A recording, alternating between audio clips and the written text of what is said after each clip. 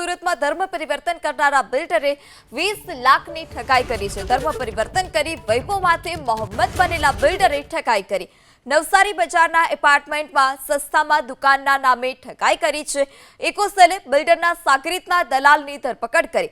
Builder વૈભવ ઉર્ફે રોહિત મિશ્રા ધર્મ પરિવર્તન કરી અને મેમણ મોહમ્મદ ફૈઝાન બન્યો હતો, જ્યારે કેટરર્સના કર્મચારીને 33 લાખમાં 2 દુકાનોનો સોદો કરી બારોબાર વેચી નાખી। ઇકોસેલે દલાલ નાસિર શેખની ધરપકડ કરી છે। નાસિરે સાટાખતમાં સાક્ષી તરીકે સહી કરી લીધી હતી અને જવાબદારી પણ લીધી હતી। ભોગ બનનાર નીતિન પટેલે બંને શખ્સ સામે ફરિયાદ નોંધાવી છે।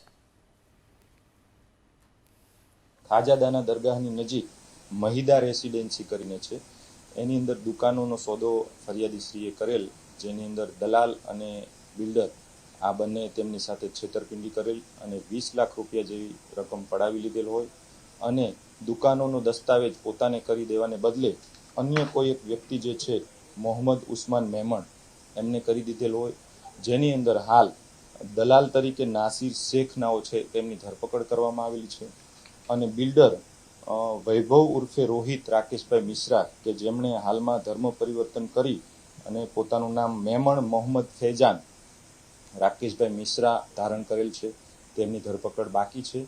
આ બાબતની તપાસ અત્રે ચાલી રહી છે। પીએસઆઈ સોલંકી દ્વારા આ તપાસ હાથ ધરવામાં આવેલી છે અને ભવિષ્યમાં જાહેર જનતાને અપીલ છે કે આવા પ્રકારના કોઈ પણ ફ્રોડ કોઈ પણ વ્યક્તિ સાથે થાય તો ઇકોસેલનો સંપર્ક કરી અને અમને જાણ કરે, ફરિયાદ આપે, જેથી યોગ્ય પગલાં લઈ શકાય।